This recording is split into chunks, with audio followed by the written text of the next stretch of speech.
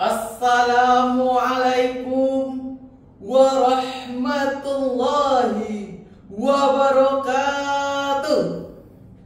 Alhamdulillahi rabbil alamin. An'amana bi ni'matil imani wa bi ni'matil islam.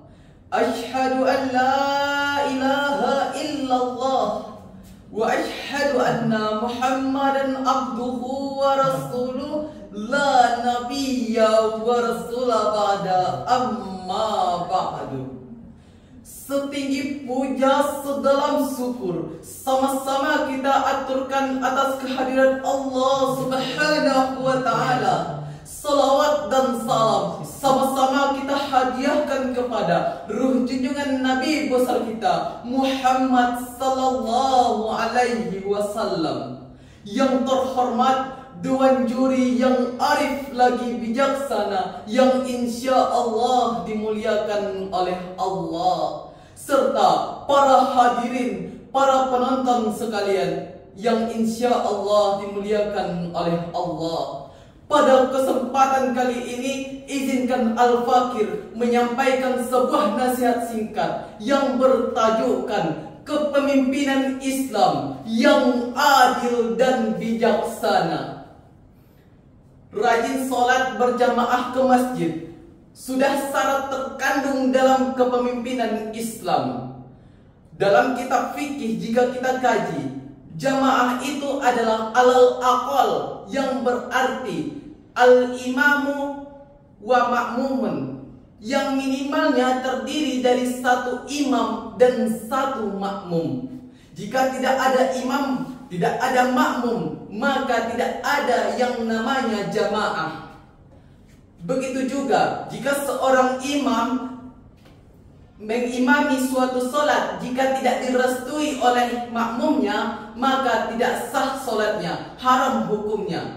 Misalnya contohnya seperti ini, saya juara 1 lomba ceramah putra, kemudian saya nyerocos maju ke mihrab, kemudian saya mengimami, ternyata yang di belakang jamaahnya tidak merestui saya jadi imam, maka haram hukumnya. Itulah kaedahnya. Begitu juga dengan kepemimpinan. Jika kita kaji di dalam kitab Ahkam Sultaniyah yang dikarang oleh Imam Al-Mawardi, yang di dalamnya menjelaskan bahwa al-imamah itu atau tujuan dari al-imamah adalah limaslahatil umat, untuk kemaslahatan umat, fit dini wad dunya, dalam urusan agama maupun urusan dunia.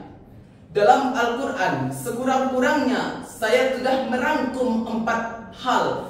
Yang pertama adalah uswah.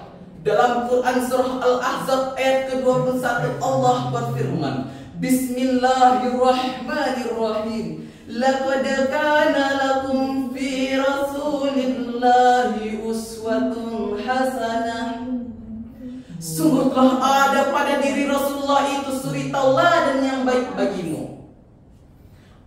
Makna dari ayat ini adalah teladan, suri tauladan. Kenapa mesti uswah yang harus ada dalam kepemimpinan? Kenapa tidak qudwah? Karena ada pembeda antara uswah dan qudwah. Ketika qudwah itu hanya terlihat kebaikan dari satu sisi saja. Mereka rajin ibadah, mereka rajin sholat, mereka rajin sedekah. Tetapi ketika diminta sumbangan duka, malah mereka tidak suka. Beda dengan uswah. Uswah baik dalam zahirnya maupun batinnya, mereka adalah memiliki sifat kesederhanaan. Begitu juga dengan seorang pemimpin, mereka harus memiliki sikap kesederhanaan. Tidak hanya sederhana di media sosial saja, tetapi juga sederhana dalam menyikapi dengan sikap rakyatnya. Tidak seperti mereka yang enak hidup dengan ruangan ber-AC, mereka enak dengan makanan sate, tetapi bagaimana dengan rakyatnya? Masih hidup di rel kereta, masih makan hanya dengan sambal tempe saja. Nah, seperti itu bagaimana dengan kita, bakal calon seorang pemimpin dalam rumah tangga nantinya? Kita mesti bersikap yang namanya adalah uswah.